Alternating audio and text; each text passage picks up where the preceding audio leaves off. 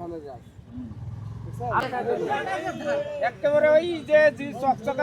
এই যে আমি ডুব দিয়ে ধান তুলছি, পুরোটা ধান আমার পানির নিচে, পানি যাইতে পারে নাই।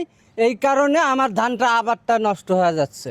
আমরা গরিব মানুষ, এখন ধানটা যদি আমার মার যায়, আমি বাচ্চা ছোল নিয়ে অনাহারে মারা যাব। এখন আপনারা দেখেন, সরকারের কাছে আমি এটা আবেদন করতেছি। অনেক জমি তলে গেছে এই শুধু এই ফুকারটার কারণে। এই ফুকারটা আমরা আছি উচ্ছেদ করার জন্য সবাই মিলে একতা হয়ে আমরা জানাই সরকারি অফিসারগুলোকে, সবাই আমাদেরকে এই ফুকারটা তুলে দেওয়ার ব্যবস্থা করেন, নাহলে পাট খাত ভুট্টা খাত সব খাত তলে গেছে। আমাদের নষ্ট হয়েছে একটা আশা নিয়ে যে পাট বিক্রি করব, স্বল্প লোক মানুষ করব, লেখাপড়া করাবো। এটা আমাদের চাষি মানুষের কি একটা দিয়ে একটা কিছু করা।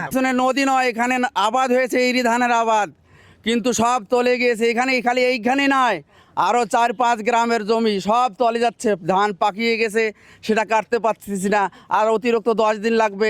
জনগণের কি দুর্ভিক্ষ এখন চলছে, সরকারের মধ্যে আপনার আকুল আবেদন, এটার কিছু একটা ব্যবস্থা নেয়। এখানে ব্রিজের কোনো পানি নাই, কিন্তু ওখানে কালভার্ট দিছে জমি কিনি, সেখানে পানি ফুলে আটকে যাওয়ার কারণেই জমিতে সব পানি নদী নালা হয়ে গেছে। আমাদের যে এই এলাকার মনে করেন আমার সহ আমার 4 একর জমি, আমার 4 একর জমির পাকা ধান এই বৃষ্টির পানিতে মনে করেন তলে গেছে। সেটা হলো পানি নিষ্কাশন করার যে জায়গাটা, সে মালিকানা অধীন দেখি সে বন্ধ করে রাখছে। পানিটা না যাওয়ার কারণে আমার এই জমির ধানগুলো সব পানির নিচে তলে গেছে।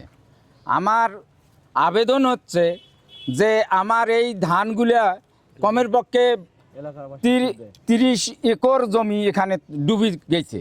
তা আমি চাইতেছি যে আমার সহ যে সকলের যেন উপকার হয়, এই জায়গাটা এই পানি নিষ্কাশন করার জন্যে আমি সরকারের কাছে আকুল আবেদন করতেছি যে আমাদের ধানগুলো বাঁচার জন্যে।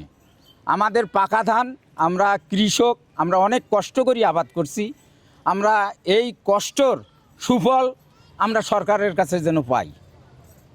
আমার এলাকাবাসীর সবার স্বার্থে যেন আমরা সরকারের কাছে আমরা আবেদন করতেছি।